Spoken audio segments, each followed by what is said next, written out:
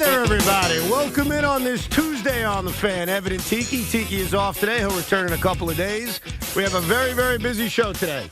Joe Shane has laid out his off-season plans, and we have an idea to fix Major League Baseball. But I don't often do this. I don't think of myself as a beggar. I don't think of myself as someone that's desperate. But I am about to go on hands and knees, and I'm going to beg. And I'm going to beg as nicely as I can, as respectfully as I can. I'm going to put my hands together. I'm going to look into the camera, even though we're not on TV till 4 o'clock. And I'm going to, as nicely as I can, like I'm a child, I'm going to ask David Stearns a favor. David Stearns, can you get me a stick? Just one stick. That's all I need. One stick. One bat. One human being in this lineup that's a professional. A stick. That's it. This is no longer 4 months ago where I'm begging for Ohtani or Yamamoto or 5 new players or 6 new players or this or that. No. You've gotten Evan on January 30th to be just a little simple man. I'm just asking for a stick. I need a stick. Because this morning, when the stick I wanted, Justin Turner, signed with the Toronto Blue Jays, a part of me died. Small part of me, but a part of me died. A part of me said, I wanted that stick. Like, that's the stick I wanted. But right now, today, on January 30th at 2:02 p.m. Eastern Time, I come hat in hand. I don't have a hat, but a hat in hand. And I simply say, get me a stick. I want a stick so that in 2.5 weeks when spring training starts, I can convince myself the Mets have a shot. I can rationalize, hey, we can surprise some people. Hey, we can have a fun season. And all I need, the only thing I need to help me get there, Mr. Stearns, is a stick. One simple stick. I don't care if that stick is J.D. Martinez. I don't care if that stick is Jorge Soler. I don't give a rat's ass who the stick is anymore. I need a stick so that when I sit here with Tiki Barber and Sean Morash and with America, that I could at least, with a straight face, create a scenario where the Mets are good and the Mets are competitive and 2024 is not a waste of time. So here I am. You see me, Sean? I'm on my knees. You see it? Tall on your knees. I am. I'm a tall near. Please, David Stearns. Please, Stevie Cohen. One stick. One stick. One stick. That's it. I don't need much else. Would I like a lefty reliever? Sure. Would I like another starter? Absolutely. But guess what? You got me desperate on January 30th. It's like famine, and I'm hungry. It's like I'm in the Sahara needing a glass of water. One stick. Get me a stick so I can rationalize that 2024 is going to be fun. With that said, how you doing, Sean? Evan. My dog always asks for a stick, and you know what happens after he gets it in the backyard? He comes in and goes wee-wee on the carpet anyway. So what is that? Is that me? Yeah, the Mets are going to go wee-wee on the carpet no matter what stick they add from this point forward. It does not matter. It doesn't matter. You're going to go from 81 or 82 wins to guess what? 81 or 82 wins, whether you added Soler or whether you added Justin Turner or whether you add J.D. Martinez. If you're on your hands and knees begging for a stick now on January 30th, it's already too late, buddy. The good sticks are gone. It doesn't matter. You don't need another stick. Your season's inevitable from this point forward. First of all, you can't tell me it doesn't matter. Of course I can. You can't tell me that Mark Viento 600 times or DJ Stewart 600 times, who will play anyway, by the way. Don't forget Joey Wendell. Whatever. That's different. that doesn't matter as compared to get a real major league bat. There's a difference. And look, I understand this because I will say this in 2.5 weeks, so I'll give you a little preview today. The New York Mets are going to need a lot of things to go well to compete in 2024. I admit that. I own that. They're going to need a lot of things to go right. If you add one stick, you need one less thing to go right. So, yeah, you're still going to need a lot to happen for this team to be competitive/good this upcoming season, but you at least cross one thing off the list. And Evan, they need to do that, and they haven't done it yet. And the reason why today I'm getting a little nervous is that the guy I wanted is gone. Evan, whether they added another stick from this point forward or not, what is the team from last year that you were going to point to all season long on thinking the Mets can be? I'm going to probably say the name Arizona Diamondbacks a few times. Okay. Yeah. So when you look up and down the Met lineup and roster, do the Mets have Pete Alonso? Yeah. Do they have Francisco Alvarez, who you expect to take another step? I certainly hope so. Lindor? Yep. Okay. Is Marte coming back? I mean, he better. He's one of those questions that need to be answered. Some of these young guys like Vientos, who you all salivated for last year, are sticking around. All right, Evan, the point, Nimmo's still on the team making a ton of money? Mm-hmm. Okay, Evan, with those guys, you should have no problem being the Diamondbacks already. You should have enough. Now, you never have enough, but you should have enough in what the Mets and Mets ownership told you they were doing, which was, we're not going to go crazy. We're not going to go all in. So signing Justin Turner for 1 year or Soler for a quick year, that doesn't change the inevitable outcome of the season, which is a ceiling that is the Arizona Diamondbacks. And if you really need that professional stick so bad, you figure out a way at the trade deadline to get it. No, but hold on. The ceiling of the Diamondbacks was the World Series. Like, don't act like that's a bad ceiling. They got to the World Series. If you're telling me I'm dancing in October this year, I think I'd be okay. Now, the Mets didn't get Justin Turner today. Right. Had the Mets gotten Justin Turner, would your inevitable thought be, hey, look at the Diamondbacks last year? You're still going to have that thought anyways. Who are you kidding? Yeah, but it takes more rationalizations and more to break right. That's the difference. Like, the Mets in this upcoming season, and I've accepted this. I know a lot of Met fans haven't. I understand there's a lot of Met fans out there that are bitter at this owner, bitter at David Stearns. We needed a lot more. And I understand that. I was never one of those guys. I simply said, Joe is like that. Yes, I talked to him about it. He's pissed off at Stearns and Cohen. I looked at it as go hard for the stars. If you don't get them, pivot on short-term deals in which you're trying to win now, but you're also setting yourself up for the future. And they've half done that. They've done that in the rotation. Like, they haven't committed long-term in their rotation. But they had to also. They need 5 guys to start every 5 days. I think they need to at DH. I think they need to with one more bat in this lineup. And so to be Arizona, or to be a good team, to be a competitive team, what you need are less questions. You need more answers. Yeah. And if you add a professional bat, you're getting another answer. I'm not going to sit here and tell you they're favorites in the NL East, and signing Turner or J.D. Martinez would do that, but it makes them better. There's no denying that makes them better. And all I want, as we sit here a month into this year, is I want the team to be good. I don't want to be bored out of my mind in the middle of June thinking about next year. And the way to do that is to get better. All that 1 year deal for whoever it might have been, and maybe still will be, we'll see what happens with J.D. Martinez does, is give you Met fans a scapegoat when something inevitably goes wrong in the season. And you know what I'm talking about. What does that mean? Look, I know. Scapegoat who? I know he sucks. Yeah. And I know that he doesn't represent fat America the way I would have liked. But Daniel Vogelbach was your scapegoat last year. And it ignored the fact that Marte couldn't stay healthy. You still had that long stretch early, although he had a great year after that with Lindor.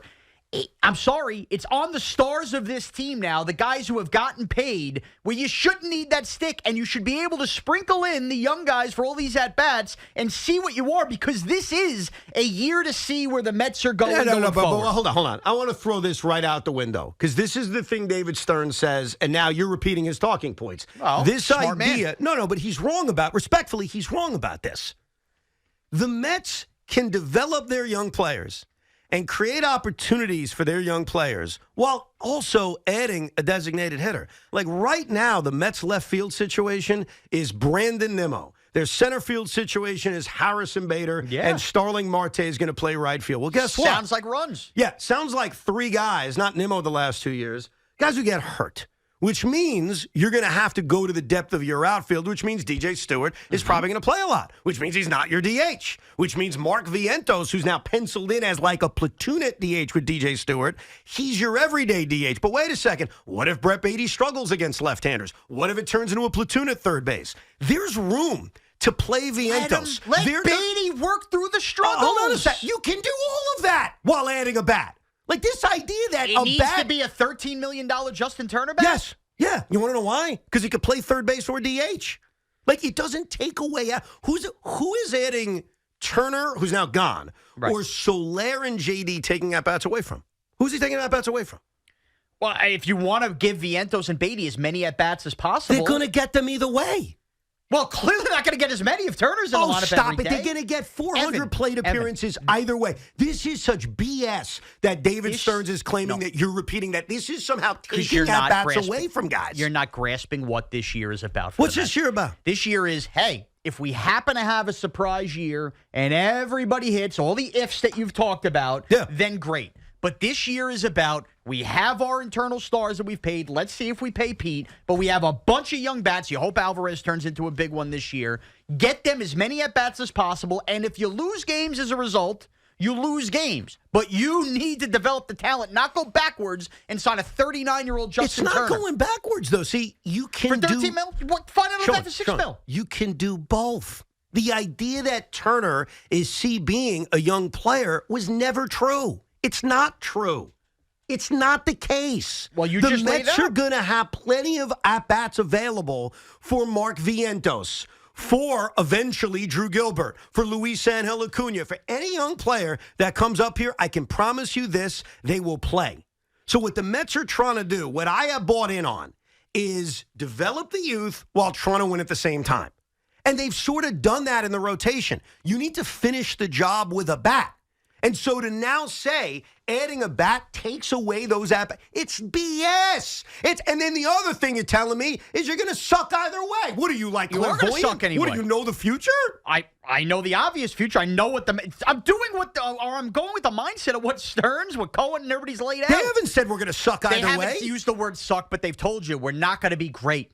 You're not going to be great. David Stearns basically said, I think we can be a playoff team. Yeah. He hasn't said we're not going to be great. And guess what? With expansion and playoffs, that doesn't mean you're going to be great. By the way, get to the playoffs. Don't minimize making the playoffs because there's extra teams making it. Neither team made it last year. You're the first one talking about don't be stupid about a long-term deal with Pete Alonso, right? You've said that numerous times. I've said what? Don't be stupid about a long-term. Don't just give Pete Alonso the moon because you want to give Pete Alonso the moon. You've said this. Have I really said that? Well, when I said you write Pete Alonso the blank check, your point was you be smart baseball-wise. Don't outbid yourself. I don't have to do that yet. At some point, I may give him the moon. All right. Yeah.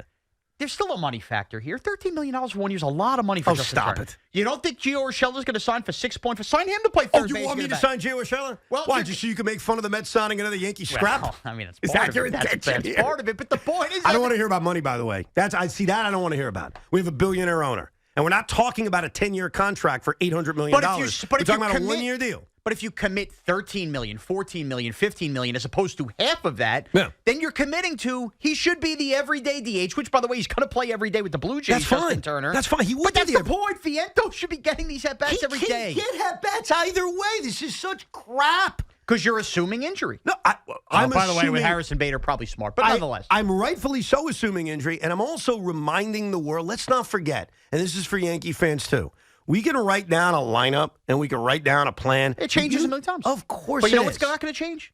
The Mets outcome. You're going from 81 wins to 81 wins, or That's 82 not wins true. to 82 wins. That's not true. Whether you have Justin Turner on this team or not. BS. It's not BS. A reliable bat. Now, Turner, I hate to use anymore because what he's do you gone. Think you're going to gain 6 games in the standings by hitting Justin Turner? I think that J.D. Martinez has a 3,100 season and he's protecting Pete Alonso makes a bigger difference than you're letting on. To be fair. He makes a bigger difference. To be fair. What?